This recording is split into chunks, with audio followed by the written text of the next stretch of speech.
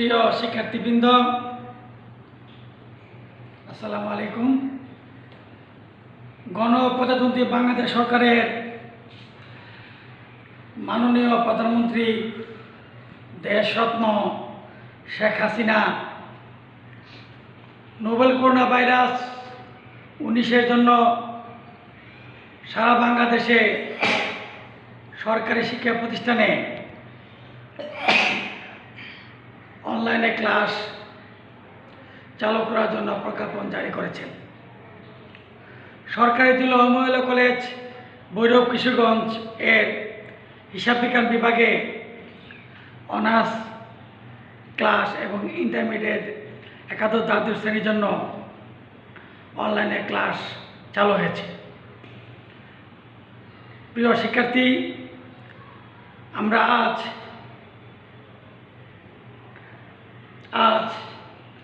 Honours দ্বিতীয় বর্ষ হিসাব বিজ্ঞান বিভাগের একটা ক্লাস করব। আজকে ক্লাসে আমি মোহাম্মদ সেলিম, বিভাগীয় প্রধান হিসাব বিজ্ঞান বিভাগ। আজকে ক্লাসে আমি intermediate accounting plan assets and intangible liability assets ক্লাসটি করব। প্ল্যান অ্যাসেটস অর্থাৎ স্থায়ী সম্পত্তি। স্থায়ী সম্পত্তি কী হয়? ডিপ্রিসিয়েশন হয়, অপচয় হয়। এক এক ইন্ডাস্ট্রিতে এক ধরনের এক এক পদ্ধতিতে এক এক মেথডে ডিপ্রিসিয়েশন চার্জ করা হয়। তো আজকে আমি প্ল্যান অ্যাসেটস চ্যাপ্টারটা পড়াবো। সেটা জাতীয় বিশ্ববিদ্যালয়ে প্রত্যেক বছরই সি পার্ট এবং বি পার্টে 10 নম্বর কোশ্চেন, 4 নম্বর কোশ্চেন সবসময় থাকে। এটা প্ল্যান অ্যাসেটসটা একটা গুরুত্বপূর্ণ চ্যাপ্টার। আমি এটা নিয়ে আজকে এখন আলোচনা করব। প্ল্যান অ্যাসেটসের কী হয়? ডিপ্রিসিয়েশন হয়। কী হয়? ডিপ্রিসিয়েশন হয়। ডিপ্রিসিয়েশন হলে অপচয়।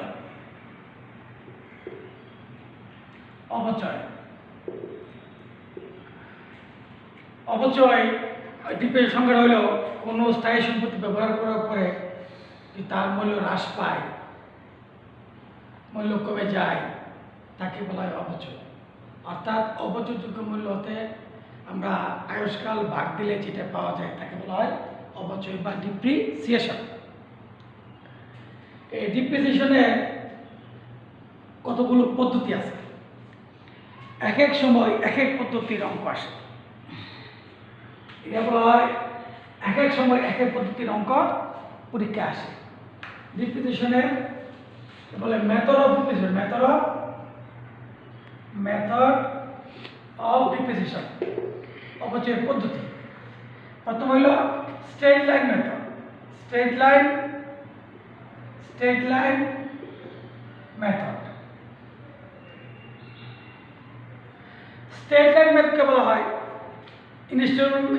Fixed installment method. Straight line method অর্থাৎ সরলরৈখিক পদ্ধতি। বাংলা কি? সরলরৈখিক পদ্ধতি।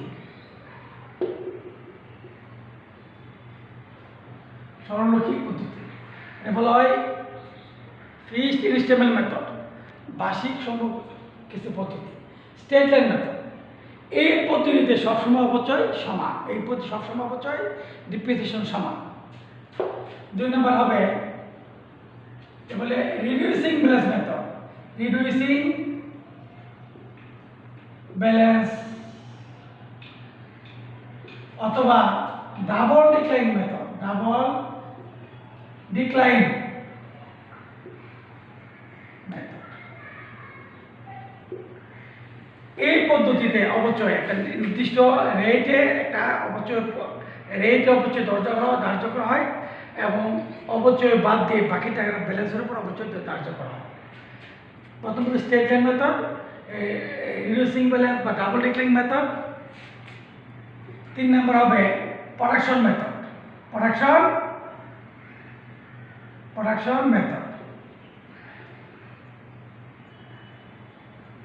উৎপাদন পদ্ধতি বা মেশিন আওয়ারেজ মেথড। 4 নম্বর হবে সাম অফ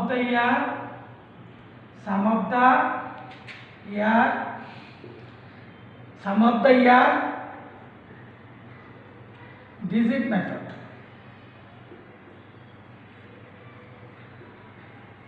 বাংলা বলা হয় বার্ষিক সমকৃষি পদ্ধতি। 4 প্রকার পদ্ধতিতে অবচয় আয়োজন করা হয়। আরও অনেক পদ্ধতি আছে। প্রথম হলো state line method, reducing balance method, production method, sum of the digit method. এখন আমরা কোন পদ্ধতিতে কী ধরনের কীভাবে অবচয় নির্ণয় করা সেটা দেখাবো এবং এগুলি পরীক্ষা থাকে। স্টেট লাইন মেথডের অবচয় কীভাবে নির্ণয় করা হয়, রিডিউসিং ব্যালেন্স বা ডাবল ক্লাইম মেথডে কীভাবে অবচয় নির্ণয় করা হয়, প্রোডাকশন মেথডে কীভাবে অবচয় নির্ণয় করা হয়, সাম অফ দ্য ইয়ার ডিজিট মেথডে কীভাবে অবচয় নির্ণয় করা হয় সেটাকে আমি এখন দেখাবো। এখন আমি অবচয় নির্ণয় অ্যানুয়াল ডিপ্রিসিয়েশন বের করা সেটা আমি এখন দেখাবো। অ্যানুয়াল ডিপ্রিসিয়েশন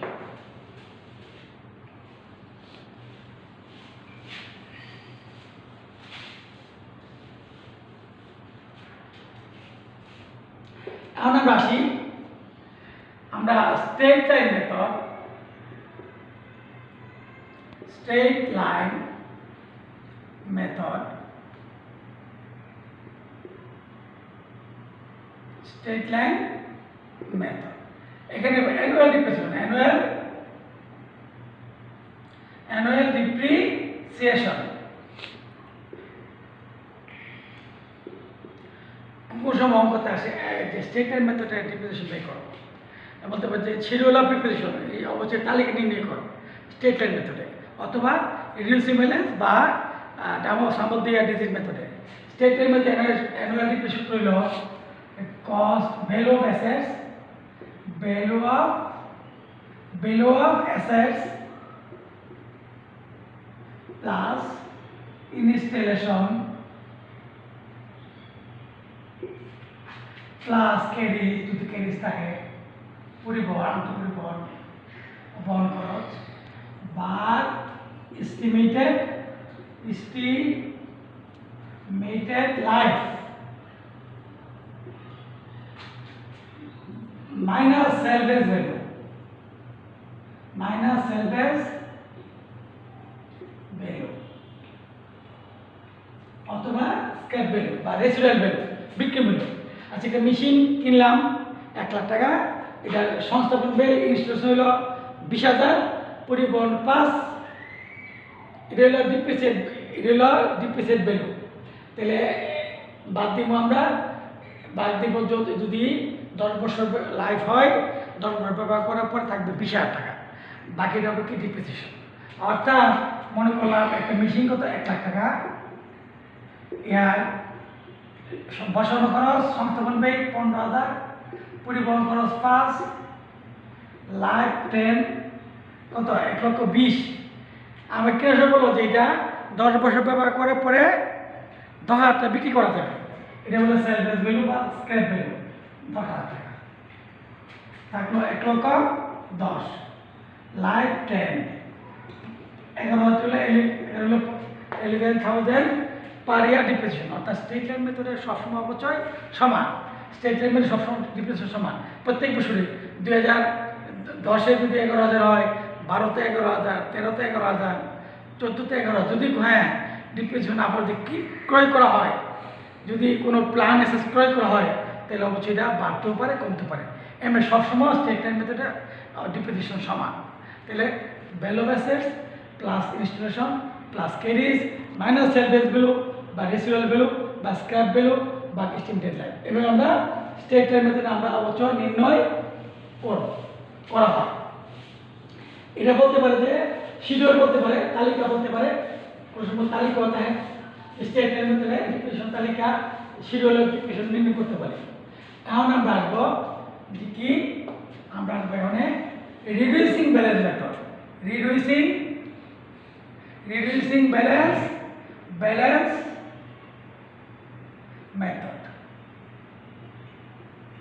এখানে রিডিউসিং ব্যালেন্স মেথডে আমরা বের করতে হবে rate of depreciation. Reducing balance rate of depreciation নির্ণয় করা যাবে না। প্রিয় শিক্ষার্থীরা, আপনারা মনে রাখবে সবসময় যে রিডিউসিং ব্যালেন্স মেথড বা ডাবল ডিক্লাইন মেথডে সবসময় রেট অফ ডিপ্রিসিয়েশন নির্ণয় করতে হবে।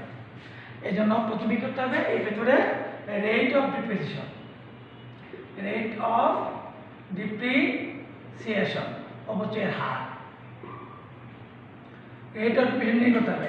সুতরাং কি n/1 গুণ 100 100 গুণ 2 দ্বিগুণ ডাবল ডিক্লাইন।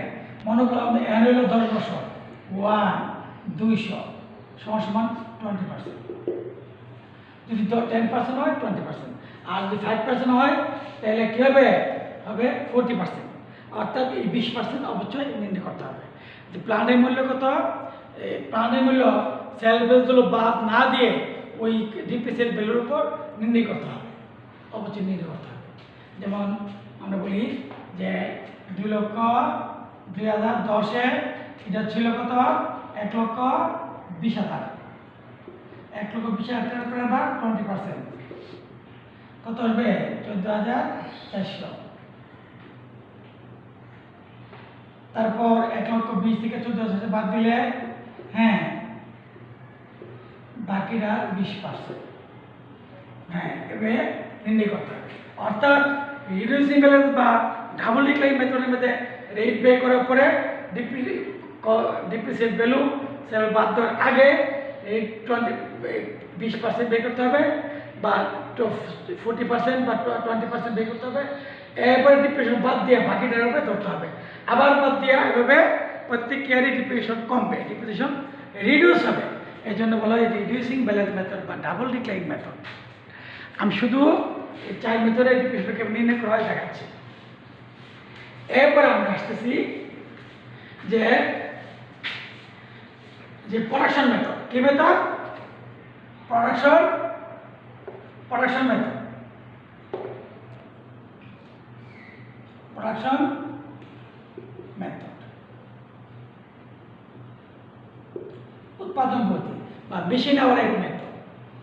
অর্থাৎ কোনো কিছু উৎপাদন করলে উৎপাদক প্রতিষ্ঠানের অবচয় নির্ণয় করা হয়। এখানে হলো অ্যানুয়াল ডিপ্রিসিয়েশন, অ্যানুয়াল ডিপ্রিসিয়েশন আমরা একেবারে নির্ণয় করবো, বাবুরা একবার নির্ণয় করবো। অ্যানুয়াল ডিপ্রিসিয়েশন দেখবো ভ্যালু অফ অ্যাসেটস বা কস্ট, ভ্যালু অফ অ্যাসেটস বা টোটাল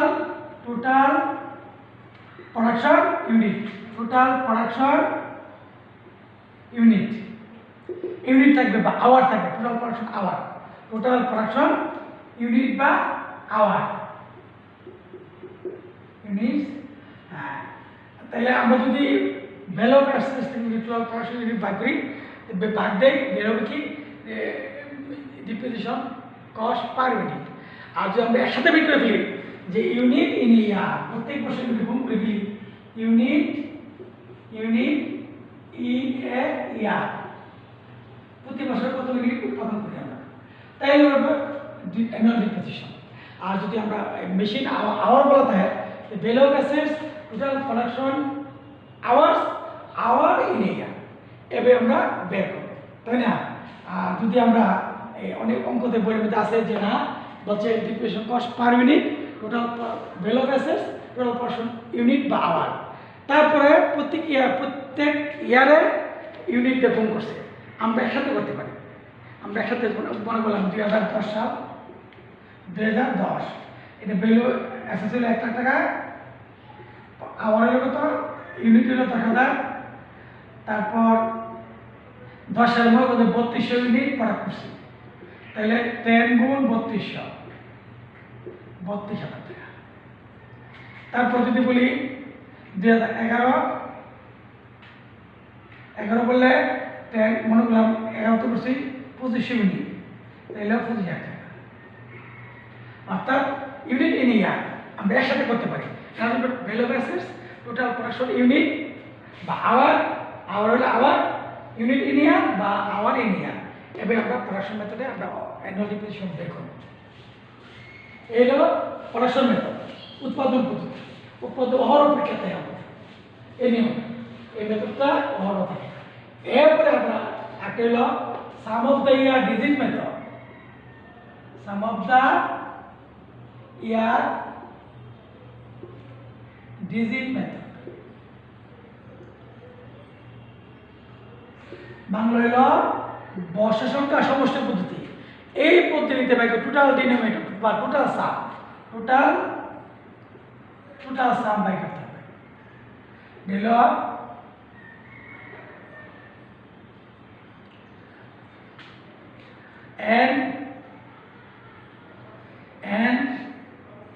n ভাগের n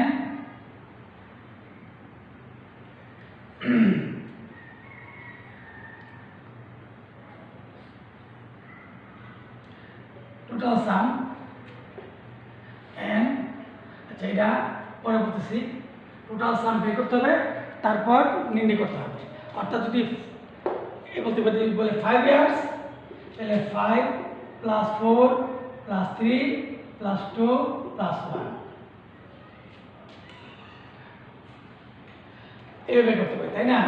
তাহলে আবার যদি বলে 10 ইয়ার্স, তাহলে 10 + 9 + 8 + 7 + 6 এভাবে আমরা 5 1 পর্যন্ত যাব।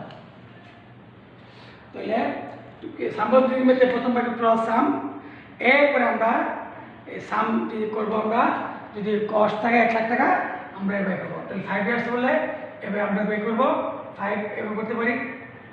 আমরা 10 হলে 10 9 8 7 6 5 এভাবে আমরা বের করতে পারি।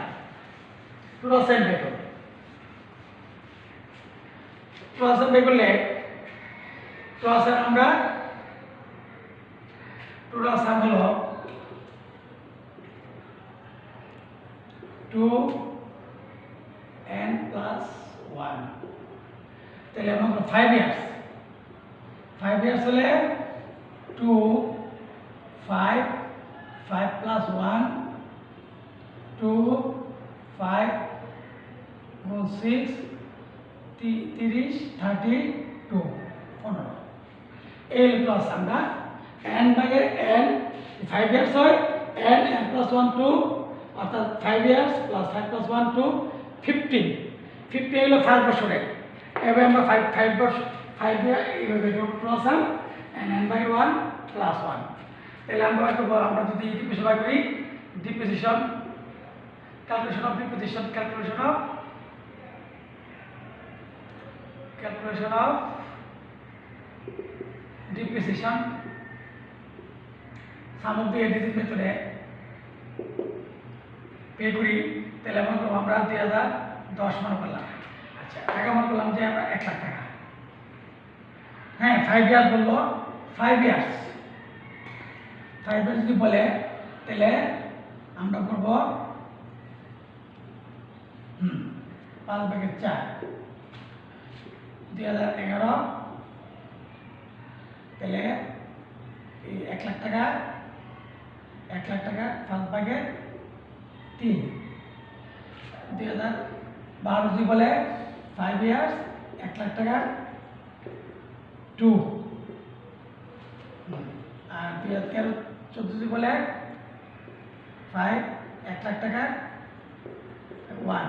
এইভাবে আমরা বের করবো। প্রথম ভাগ টোটাল ডিনোমিনেটর বা টোটাল সাম, এরপরে 5 4 5 3 5 2 5 1 এবার আমরা ডিপ্রিসিয়েশন বের করবো সাম অফ দ্য ইয়ার ডিজি মেথডে।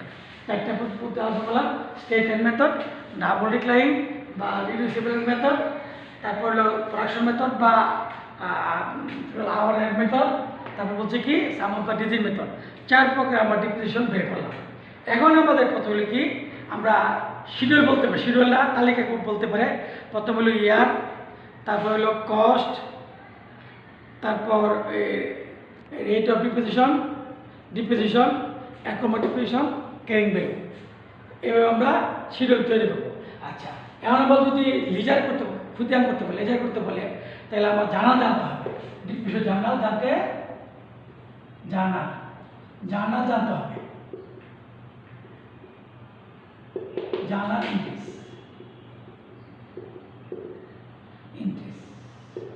অর্থাৎ আমরা ডিপ্রিসিয়েশনের যাবে জানতে হবে। প্রথম আমরা যদি মেশিন পারচেজ করি, তাহলে মেশিনের ডেবিট বা ইকুইপমেন্ট ডেবিট বা ফার্নিচার ডেবিট, মেশিনারি ডেবিট,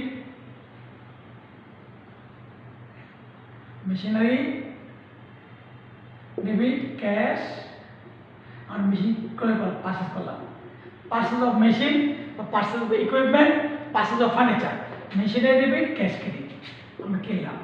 তারপরে কী হবে? ডিপ্রিসিয়েশন হবে। ডিপ্রিসিয়েশন হলে কি? Depreciation expense debit, accommodate depreciation credit. Depreciation expense debit, depreciation expense debit, depreciation expense debit, accumulated depreciation credit. তারপর ডিপ্রিসিয়েশনকে আমরা ইনকাম স্টেটমেন্টে স্থানান্তর করব। তাহলে income statement debit, income statement debit আর depreciation expense, depreciation expense credit. অর্থাৎ দেখেন আমরা তিনটা অ্যাকাউন্ট করবো, মেশিনের অ্যাকাউন্ট বা ইকুইপমেন্ট অ্যাকাউন্ট বা ফার্নিচার অ্যাকাউন্ট, আর depreciation account, depreciation expense account, accumulated depreciation account. আমরা তিনটা অঙ্কতে প্রায় অঙ্কতে করতে বলে, কি বলে? তিনটা অঙ্কতে করতে বলে। মেশিনারি অ্যাকাউন্ট, তারপর ডিপ্রিসিয়েশন অ্যাকাউন্ট আর অ্যাকুমুলেটেড ডিপ্রিসিয়েশন অ্যাকাউন্ট খুতিয়ান করতে বলে। কি খুতিয়ান করতে বলে? Machinery account, depreciation expense account, তারপর হলো অ্যাকুমুলেটেড ডিপ্রিসিয়েশন